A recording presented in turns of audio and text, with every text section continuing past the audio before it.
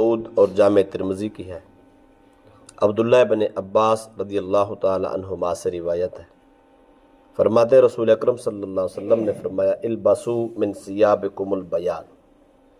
لوگو سفید لباس پہنا کرو، فإنہا من خیر ثیابکم، یہ سارے لباسوں میں بہترین اور افضل لباس ہے۔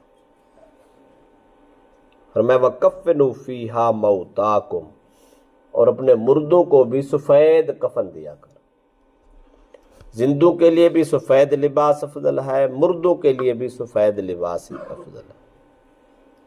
حضرت سامرہ رضی اللہ تعالی عنہ سے روایت ہے، فرماتے رسول اکرم صلی اللہ علیہ وسلم نے فرمایا البسوا البیاض فإنہا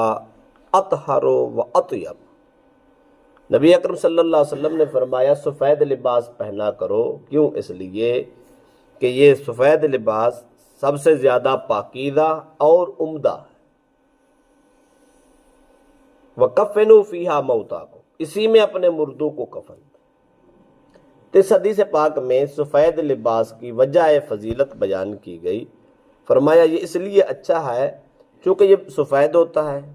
یہ پاک زیادہ رہتا ہے۔ رنگدار کپڑا میلا کچیلا آدمی پہنے پھرے تو کوئی فرق نہیں پڑتا، داغ دبا لگ جائے کوئی سمجھ نہیں آتی،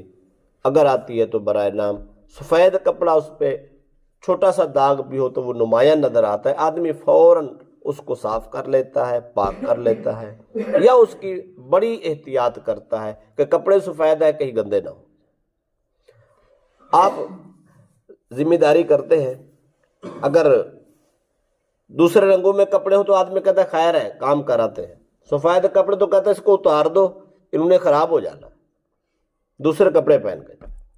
ان چھوٹا موٹا کام کرتے بھی احتیاط کی جاتی ہے کہ ان کپڑوں کے ساتھ نہیں کرنا، اس لیے رسول اکرم صلی اللہ علیہ وسلم نے فرمایا سب سے زیادہ پاک ہے، سب سے زیادہ عمدہ ہے، سب سے بہتر لباس سفید ہے۔ حضرت براء بن عازب رضی اللہ تعالیٰ عنہ سے روایت ہے، فرماتے کان رسول اللہ صلی اللہ علیہ وسلم مربوعاً، رسول اکرم صلی اللہ علیہ وسلم کا جو قد مبارک تھا وہ درمیانہ تھا، نہ چھوٹوں میں تھا نہ بڑوں، درمیانہ خوبصورت قد تھا۔ وَلَقَدْ رَأَيْتُهُ فِي حِلَّةٍ حَمْرَاءَ، حضرت براء فرماتے ہیں کہ ہم نے رسول اکرم صلی اللہ علیہ وسلم کو سرخ کپڑوں میں بھی دیکھا۔ سرخ لباس بھی مرد پہن سکتا ہے، رسول اللہ کی سنت ہے۔ کہتے ہیں مَا رَأَيْتُ شَيْئًا قَطُّ أَحْسَنَ مِنْ، رسول اکرم صلی اللہ علیہ وسلم نے جب وہ سرخ حلہ پہنا تو اتنا حسین لگے، اس سے پہلے ہم نے اتنا حسین نہیں دیکھا۔ اگر آدمی کا رنگ کھلا کھلا ہو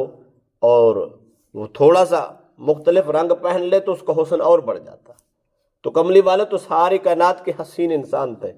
جب آپ نے سرخ کلر کا حلہ پہنا، جبہ پہنا، تو پھر صحابہ فرماتے وہ دیدنے والی صورت حال تھی، سرکار کا حسن اور بڑھ گیا۔ لیکن ثابت ہو گیا کہ سرخ لباس اگر مرد پہنے تو اس کو اجازت ہے۔ حضرت ابو جحیفہ وہب بن عبداللہ رضی اللہ عنہ سے روایت ہے، فرماتے ہیں میں نے رسول اکرم صلی اللہ علیہ وسلم کو دیکھا بمکہ وہو بالابطح فی قبۃ لہ حمراء من عدم، حضرت ابو جحیفہ فرماتے ہیں میں نے رسول اللہ علیہ وسلم کو مکہ میں وادی ابطح میں دیکھا، سرخ چمڑے کا ایک خیمہ بنا ہوا تھا، اس میں آپ تشریف فرماتے۔ فخرج بلال، حضرت بلال تشریف لائے بوضوئہ، ان کے ہاتھ میں پانی تھا، وضو کرنے کے لیے پانی کا لوٹا تھا، برتن تھا۔ فرماتے فمن النادح ونائل، حضرت بلال جب پانی لے کر آئے تو آپ نے لوگوں میں تقسیم کیا، کسی کو تھوڑا کسی کو زیادہ، کسی نے وضو کیا کسی نے ضرورت اپنی پوری کی، اور تقسیم کر کے فخرج النبی صلی اللہ علیہ وسلم حلۃ حمراء، اتنی دیر میں جب صحابہ نے وضو کر لیا تو رسول اکرم صلی اللہ علیہ وسلم بھی تشریف لے آئے۔ جب آپ تشریف لائے تو آپ کے اوپر اس وقت بھی سرخ کلر کا حلہ ہی تھا، سرخ لباس پہنے ہوئے تھے۔ کأنی انظر الی بیاض ساقیہ، فرماتے وہ باریک تھا، اتنا باریک تھا کہ ہم نے رسول اللہ صلی اللہ علیہ وسلم کے یہ بازو جو تھے اس کی رنگت ہم نے خود دیکھی۔ فتوضأ، آپ نے آ کر وضو فرمایا، وَأَذَّنَ بِلَالٌ، حضرت بلال نے آذان پڑھی،